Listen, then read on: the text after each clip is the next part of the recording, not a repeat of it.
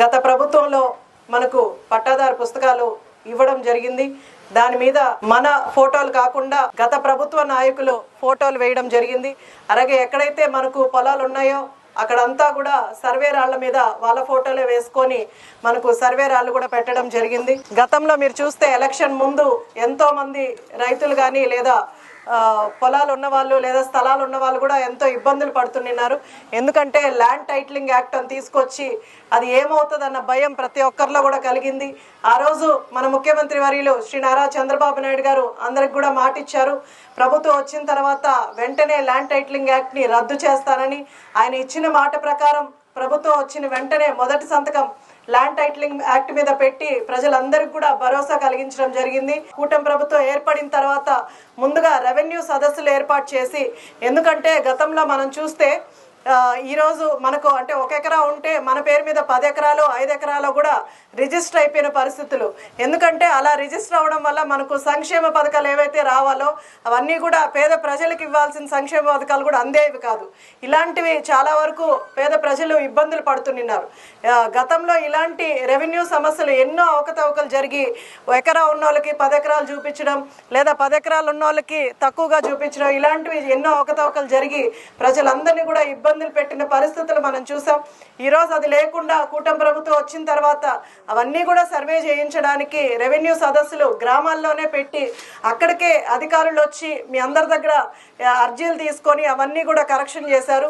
అలాగే ఈరోజు పట్టాదారు పుస్తకాలు రాష్ట్రం అంతా కూడా ఇలాంటి పట్టాదారు పుస్తకాలు రాజముద్రతో మనకు పట్టాదారు పుస్తకాలు మీ ఫోటోలు ఎవరికైతే పొలంకి ఎవరిది చెందుతుందో వాళ్ళ ఫోటో లోపలేసి అలాగే క్యూఆర్ కోడ్ని మెన్షన్ చేసి అలాగే సరిహద్దుల్ని కూడా వీళ్ళు ఇలా సర్వే చేసి నీట్గా సరిహద్దులు వేసి మీ పొలం ఎక్కడి వరకు ఉంది, మీ సరిహద్దులు ఎక్కడి వరకు అన్నది కూడా మ్యాపింగ్ చేసి సర్వే నెంబర్లు అన్నీ ప్రాపర్గా వేసి మీకు ఎంత పొలం ఉంది ఎంత అన్నది కూడా నీట్గా మెన్షన్ చేసి మనకి ఈరోజు రాజముద్రతో ఒక పాస్బుక్ను కూడా మీ అందరికీ అందించడం జరుగుతుంది. కానీ గతంలో ఇలా జరిగేది కాదు. ఈ పైన రాజముద్ర ప్రభుత్వ రాజముద్ర కాకుండా ప్రభుత్వ నాయకులు మాజీ ముఖ్యమంత్రి అయిన జగన్మోహన్ రెడ్డి ఫోటోలు దీని మీద ఉండేవి. ఆ రోజు పట్టాదారు పుస్తకాలు తీసుకున్న వాళ్ళందరిలో ఒక అనుమానం ఉండేది, ఈ స్థలం ఈ పొలం మనకు చెందుతుందా లేదా జగన్మోహన్ రెడ్డికి చెందుతుందా అన్న అనుమానం ప్రతి ఒక్కరిలో ఉండేది. వంశపారంపర్యంగా వచ్చే మన భూమికి రాజముద్ర అయితేనే ఉండాలి, అలాగే మన ఫోటోలు మాత్రమే వేసి ఈరోజు పట్టాదారు పుస్తకాలు ఆర్డీఓ గారు చెప్పినట్టు అన్ని సర్వేలు చేసి కరెక్షన్స్ లేకుండా ప్రాపర్గా ఈ పాస్ పుస్తకాలన్నీ కూడా మీకు ఒక్కొక్క మండలాన్ని గ్రామాలు ఎంచుకొని అవన్నీ కూడా కరెక్షన్స్ చేసి ఈరోజు మీకు అందించడం జరుగుతుంది. కూటమి ప్రభుత్వం వచ్చిన తర్వాత కేవలం ఈ పంచాయతీకే మనం 27 లక్షలతో సీసీ రోడ్లు వేసుకోవడం జరిగింది. గతంలో నేను ప్రచారంకి వచ్చినప్పుడు రోడ్లు కనీసం వెహికల్ వెళ్ళడానికి కూడా రోడ్లు లేక కొన్ని గ్రామాల్లో ఇబ్బందులు పడుతున్నారు. 30-40 సంవత్సరాల నుంచి రోడ్ల కోసం ఎదురు చూసిన పరిస్థితులు గ్రామాల్లో ఉన్నాయి. ఈరోజు అవన్నీ లేకుండా గ్రామాల్లో కూడా మనం ఎన్ఆర్జీఎస్ రోడ్ల ద్వారా సీసీ రోడ్లు వేసుకుంటున్నాం. అలాగే త్వరలోనే కాలువలు కూడా చాలా వరకు గ్రామాల్లో లేవు, అవన్నీ కూడా త్వరలోనే పెట్టిస్తాం. అలాగే ఇల్లు లేని వాళ్ళకు కూడా మనము హౌసెస్ ఎవరికైతే లేవో అంటే కొంతమంది ఊరుస్తూ ఉన్నాయి ఇల్లులన్నీ కూడా పాతబడిపోయిన ఇల్లులు ఉన్నాయి, అవన్నీ కూడా ఈ మండలానికి గాను 1240 వరకు కూడా మనం ఇల్లులు ఇవ్వడం జరిగింది. ఈ పంచాయతీలో 63 వరకు ఇల్లులు, ఈ గ్రామంలో 63 వరకు ఇల్లులు పెట్టడం జరిగింది. అలాగే ఎవరైతే అర్హులు ఉన్నారో వాళ్ళందరికీ కూడా అటు పెన్షన్లు కావచ్చు, అలాగే ఇల్లులు కావచ్చు, అలాగే ఇళ్ల స్థలాలకు కూడా ఎంఆర్ఓ గారు అన్ని మండలాల్లో కూడా సర్వే చేయడం జరుగుతుంది. మనకు ముఖ్యమంత్రి గారు చెప్పినట్టు పల్లెల్లో ఎక్కడైతే గ్రామీణ ప్రాంతాల్లో మనకు 3 సెంట్లు హౌస్ సైట్స్ కూడా ఇవ్వడం జరుగుతుంది. అలాగే టౌన్లో 2 సెంట్లు ఇల్లు వరకు మనకు స్థలాలు కూడా ఇవ్వడం జరుగుతుంది. అలాగే ఎవరికైతే స్థలాలు ఇల్లు లేవో ప్రస్తుతానికి వాళ్ళని ఎండార్స్ చేయడానికి వాళ్ళని ఎంగేజ్ చేయడానికి కూడా మనం టిట్కో హౌసెస్ కూడా త్వరలోనే పూర్తవుతాయి. ఉగాది లోపు టిట్కో హౌసెస్ కూడా అందరికీ అందించడం జరుగుతుంది. ఇల్లు గతంలో మనము చంద్రబాబు నాయుడు గారు ఉన్నప్పుడు చేసినప్పుడు 70% పూర్తయిన ఇల్లును కూడా పేదవాళ్ళకి ఇవ్వడానికి గత ప్రభుత్వ నాయకులకి మనసు రాలేదు. ఎందుకంటే అవి పూర్తి చేసి ఇస్తే అది చంద్రబాబు నాయుడు గారి పేరు వస్తుందన్న ఒకే ఒక కారణంతో పేదవాళ్ళకి ఇవ్వాల్సిన ఇళ్లను కూడా ఆపేశారు. ఇప్పుడు మన కూటమి ప్రభుత్వం వచ్చాక మళ్ళీ అవి ఏవైతే మరమ్మతులు ఉన్నాయో అవన్నీ కూడా జరుగుతున్నాయి. ఉగాది లోపు టిట్కో హౌసెస్ కూడా అందరికీ అందిస్తారు.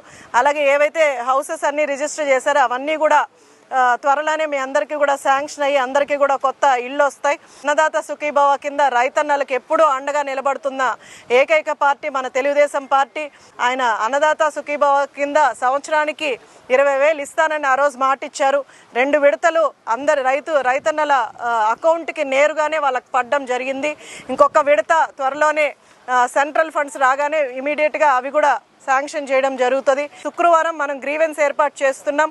అటు అధికారుల గ్రీవెన్స్ సోమవారం జరిగితే శుక్రవారం ప్రజాప్రతినిధుల దగ్గర నాయకుల దగ్గర కూడా గ్రీవెన్స్ జరుగుతుంది.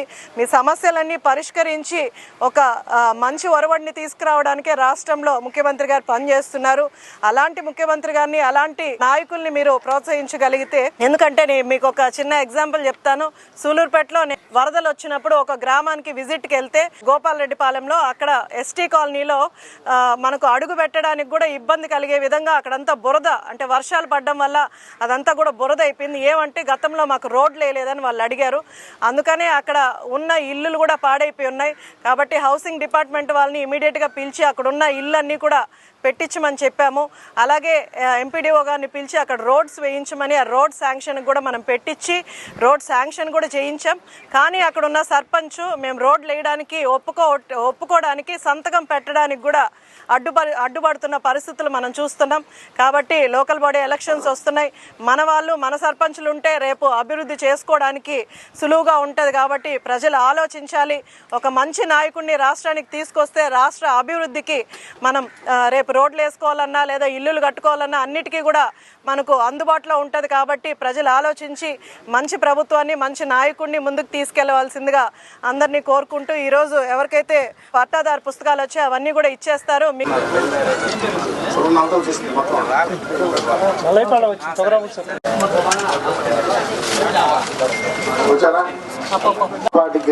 గిరిజనా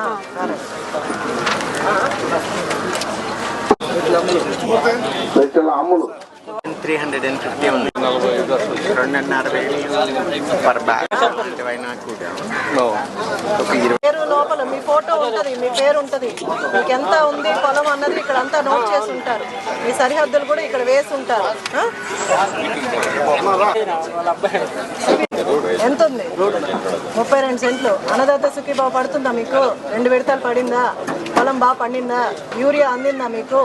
అన్నీ మంచిగానే జరుగుతున్నాయి. ప్రభుత్వం ఎట్లా పని చేస్తుంది? ఎంత ఉందండి పొలం? ఎకరా 3 సెంట్లు పడిందా? అన్నదాత సుఖీభావ పడిందండి.